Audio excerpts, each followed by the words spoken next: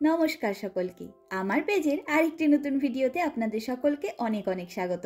আমি প্রিয়াঙ্কি চলে এলাম আমার জীবনের আরেকটি নতুন দিনের অভিজ্ঞতার গল্প আপনাদের সাথে ভাগ করে নিতে। আজ শনিবার আর এখন বিকেল 5টা মতন বাজে। এখন ধীরে ধীরে গরমটা ভালো পরিমাণ পড়তে শুরু করেছে আর দিনের বেলাটাও অনেক লম্বা হয়ে গেছে, তাই ভর দুপুরে বাড়ির বাইরে বেরোনোর কোনো প্রয়োজনই হয় না। লাঞ্চ সেরে রেস্ট নিয়ে আস্তে ধীরে বেরোতে পারি। রাত 8:30 পর্যন্ত রোদ থাকে বাইরে, তারপর আস্তে ধীরে সন্ধ্যা নেমে আসে। তবে অনেক দিন হলো সেন্ট স্টিফেন ব্যাসিলিকার দর্শনে আসি না, তাই ভাবলাম আজ একবার ঘুরে যাই সামনে থেকে। ঠিক যেমন মাঝে মধ্যে দেখবেন আমাদের মন নিজের পছন্দের যে কোনো একটি মন্দিরের দর্শনের জন্য চঞ্চল হয়ে ওঠে। এখানে এসে আমাদের কোনোদিন সেরম মনে হলেই আমরা এই সেন্ট স্টিফেন ব্যাসিলিকার দর্শন করতে চলে আসি। ভগবান সব জায়গাতেই এক, তাই মনটাও শান্ত হয়ে যায় এখানে এসে।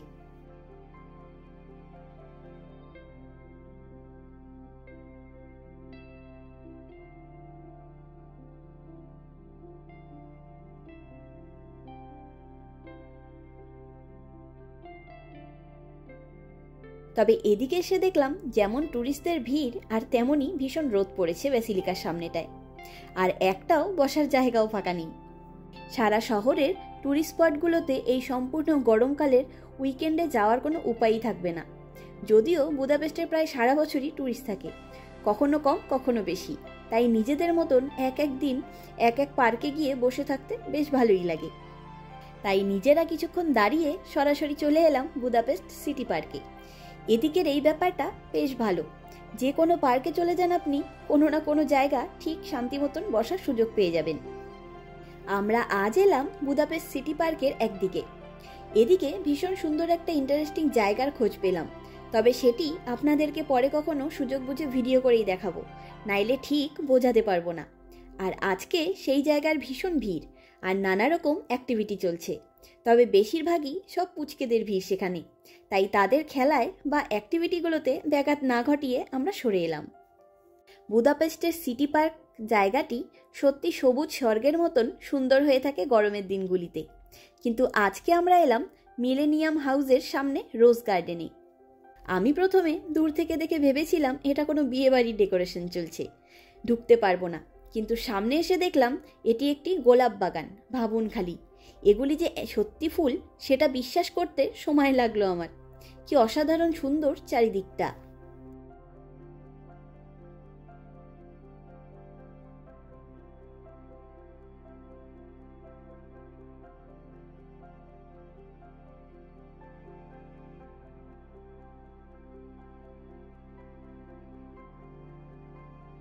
আর আমি নিজেই ফুল দেখতে দেখতে বাগানের ভেতরে ঢুকে গেছিলাম, তাই সৌভিক বলল আমি এখানে বসছি, তুই যা আস্তে ধীরে সম্পূর্ণ জায়গাটার ভিডিও করে নিয়ে আয়।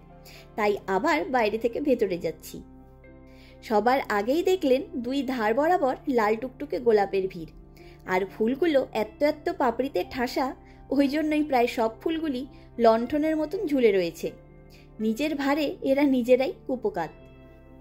টুকটুকে লাল গোলাপ গাছের পরেই ছিল ঘিয়া রঙের গোলাপ গাছ, আর তার পাশে ছিল মিষ্টি গোলাপি ফুলগুলি। এই ফুলগুলি যেন বেশি করে আকর্ষণীয় লাগছে দেখতে। সম্পূর্ণ বাগানের প্রবেশপথের দুই ধার বরাবর রয়েছে কালো গ্রিলের লম্বা লম্বা ফ্রেম, যার মধ্যে এক এক জায়গায় এক এক রঙের এই লতানো গোলাপ গাছগুলি লাগানো হয়েছে। সম্পূর্ণ জায়গা জুড়ে কত রকম আর কত রঙের গোলাপ গাছ ছিল তা আমার ধারণার বাইরে, তবে সবটা মিলিয়ে অসাধারণ সুন্দর লাগছে চারিদিক।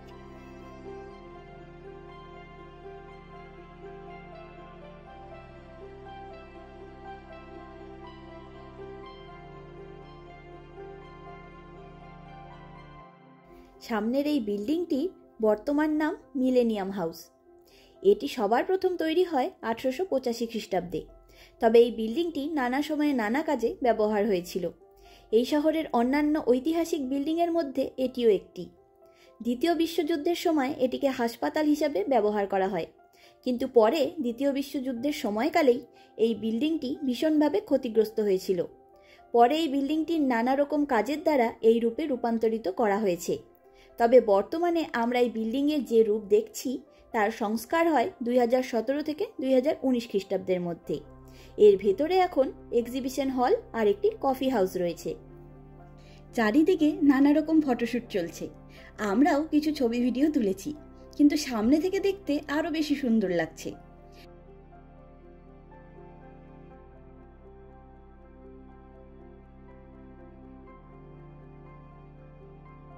সামনের এই ঝর্ণাটা ভারী সুন্দর। এই ঝর্ণাটি পোর্সেলিনের তৈরি। আমার পেজের 74 নম্বর ভিডিওতে আপনারা দুটো পোর্সেলিনের ফাউন্টেন দেখেছিলেন, সেরকমই এটাও খুব সুন্দর।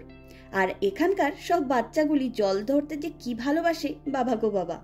সব পুচকেগুলো এসেই ঝর্ণার জল নিয়ে খেলতে শুরু করে দিয়েছে, ভারী আনন্দ তাদের। আমি আগে নানা ভিডিও এবং রিলে এই ঝর্ণার ছবি দেখেছি, কিন্তু আমরাই প্রথম এলাম এখানে। তবে আমরা যে কোনো জায়গায় গেলেই সেই জায়গার সম্পর্কে একটু পড়াশোনা করে নিই।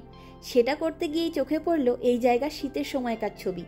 সত্যি বলছি, কান্না পেয়ে গেল দেখে সেই ছবিগুলি। ওই মূর্ছে যাওয়ার রূপ সত্যি কষ্টদায়ক।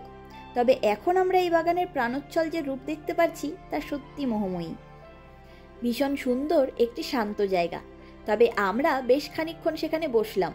তারপর সব ফুল গাছগুলি কাছ থেকে দেখলাম, ফটো তুললাম। এভাবেই প্রায় 1 ঘন্টা মতন সেখানে বসতে না বসতেই আকাশে কালো মেঘে ভরে গেল।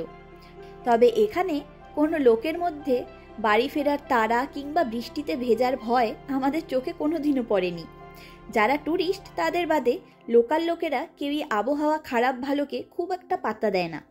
দুনিয়া এদিক থেকে ওদিক হয়ে যাক, ওরা নিজেদের রুটিন বা পরিকল্পনা মতন কাজ সম্পূর্ণ করে তারপরই বাড়ি ফেরে।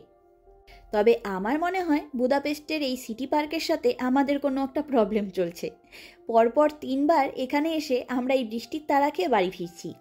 একবার পিকনিক খেতে এসেছিলাম, তারপর একদিন সাইকেল ম্যারাথন দেখতে এসেছিলাম, আর আজকে একই অবস্থা, ভাবুন খালি। কিন্তু আর সব বারের মতনই এবারও আমরা বৃষ্টির তাড়া খেয়ে এগোতে শুরু করলাম বাস স্ট্যান্ডের দিকে। চারিদিকের পরিবেশটি কিন্তু ভারী মিষ্টি হয়ে এসছে। ছোটবেলার সেই হঠাৎ আসা কালবৈশাখী ঝড়ের কথা মনে পড়ে গেল। ঝড় উঠলেই ভারী আনন্দ হতো মনে। বালতি ভরে ভরে বাড়ির উঠোনের আম গাছের আম কুড়াবার আনন্দ আর কিছুতে নেই, তাই না? তবে এই আবহাওয়া পরিবর্তনের সময়কালে বৃষ্টিতে ভিজলে ঠান্ডা লেগে যাবে। বিদেশ বিভুঁয়ে এসে এই একটা জিনিসেই আমার বড্ড ভয়। এমনিতেই আমার একটু একটু ঠান্ডা লেগেই আছে। আর এখানকার সব পার্কে অনেক বড় জায়গা জুড়ে এরকম লাল রঙের রাস্তা তৈরি করা থাকে, যা সাধারণ লোকের জগিং এবং রানিংয়ের জন্য বানানো। আর এই সম্পূর্ণ রানিং লেনটি হার্ড স্পঞ্জ দিয়ে বাঁধানো থাকে, যাতে হুট করে কেউ পড়ে গেলে ব্যথা না পায়।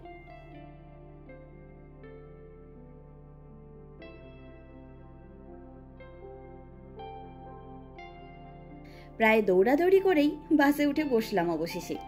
আর বাইরে থাকা লোকাল লোকেদের বাড়ি ফেরার কোনো তাড়াহুড়ো নেই। তবে সম্পূর্ণ পার্কটি এখন সবুজের হাতে বাঁধা পড়েছে, এবং আকাশের কালো ঘন মেঘ যেন সম্পূর্ণ পরিবেশকে দারুণ সুন্দর করে তুলেছে।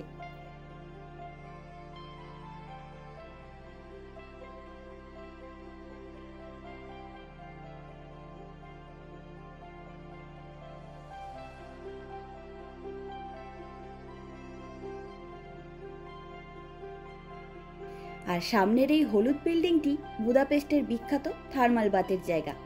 আমরা এখনো কোনো থার্মাল বাথে গিয়ে উঠতে পারিনি, তবে যদি কখনো যাই তাইলে সেই অভিজ্ঞতা আপনাদের সাথে অবশ্যই ভাগ করে নেব। এটি ছাড়াও বুদাপেস্টে আরও কয়েকটা থার্মাল বাথের জায়গা রয়েছে, তবে এটি সব থেকে বেশি জনপ্রিয়। আর বিল্ডিংটিও অনেক বড় এবং ভারী সুন্দরভাবে সাজানো গোছানো। তবে এখানে বেশিরভাগ ভিড় হয় ট্যুরিস্টদের। বাসে বসে থাকা জার্মানি থেকে ঘুরতে আসা ট্যুরিস্টরাও এই সেচিনি বাথকে দেখে এটা যে ফেমাস সেটা নিয়ে বলাবলি করছিল। সত্যি অপূর্ব দেখতে, যে কোনো মানুষ একবার তাকিয়ে দেখতে বাধ্য।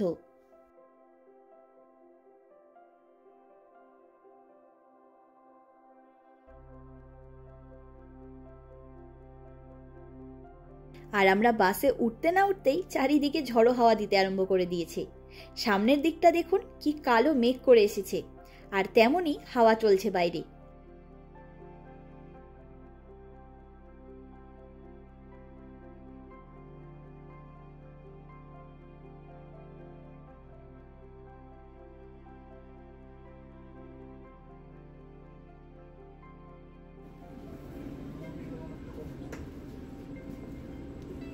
Tengo, ¿verdad?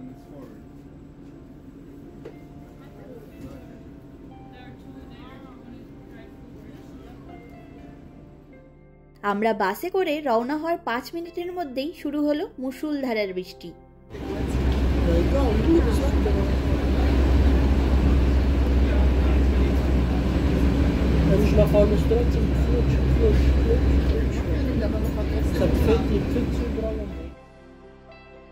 সত্যি আমাদের ওদিককার কালবৈশাখীর ঝড় বৃষ্টির মতন আবহাওয়া আজ এখানে। আমরা বাস থেকে নেমে মেট্রো করে বাড়ির দিকে এলাম, নাইলে আরো ভিজতে হতো।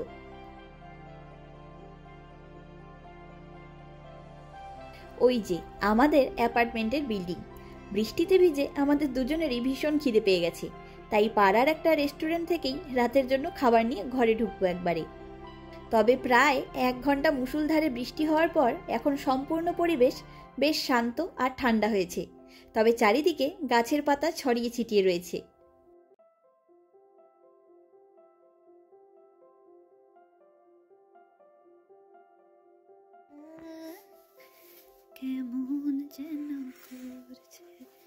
ঘরে ঢুকে আগে দরজা জানলাগুলো খুলে নিলাম। পুরো ঘরটা গুমোট হয়েছিল। শীতের জায়গার ঘর বাড়িতে এটা একটা বড় সমস্যা। ঘরের মধ্যে বাইরের কোনো হাওয়া বাতাস খেলার বিশেষ কোনো জায়গা থাকে না। শীতের সময় সেটা ভীষণ আরামদায়ক হলেও গরমের সময় বড্ড কষ্ট হয়।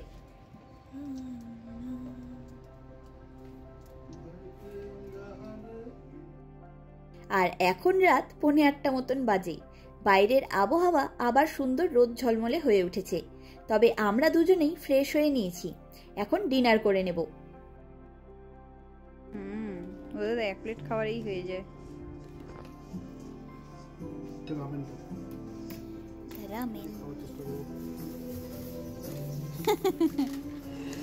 ये देख,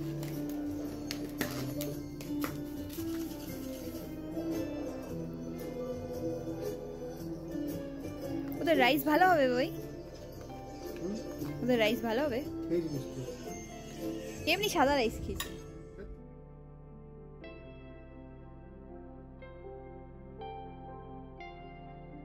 আজকের দিনটি নতুন এক অভিজ্ঞতার সাথে বেশ ভালোভাবে কেটে গেল। রোজ গার্ডেন যেন মনে লেগে থাকবে সারা জীবন। রাতের খাওয়া দাওয়াও শেষ। এবারে ব্যালকনিতে দাঁড়িয়ে সানসেট দেখে ভিডিও এডিটিংয়ের কাজ নিয়ে বসবো। আর আজকে সকালে গোলাপ গাছে পিঁপড়ে ধরেছে বলে হলুদ গুঁড়ো ছড়িয়ে দিয়েছিলাম। এই বৃষ্টিতে সব হলুদ গুঁড়োগুলো ধুয়ে গেছে। চলুন আজ তবে গল্পের ঝুড়ি গুছিয়ে নিই। দেখা হবে, গল্প হবে পরের একটি ভিডিওতে খুব তাড়াতাড়ি। আমার ভিডিওগুলি ভালো লাগলে আমার এই চ্যানেলটিকে সাবস্ক্রাইব করে আমার পাশে থাকার অনুরোধ রইল। আর আমার এই ভিডিওটি কেমন লাগলো লাইক কমেন্ট করে জানাবেন। আপনাদের সহযোগিতা ছাড়া আমার এই পথ চলা অসম্ভব। সকলে ভালো থাকবেন, সুস্থ থাকবেন, আনন্দে থাকবেন। নমস্কার।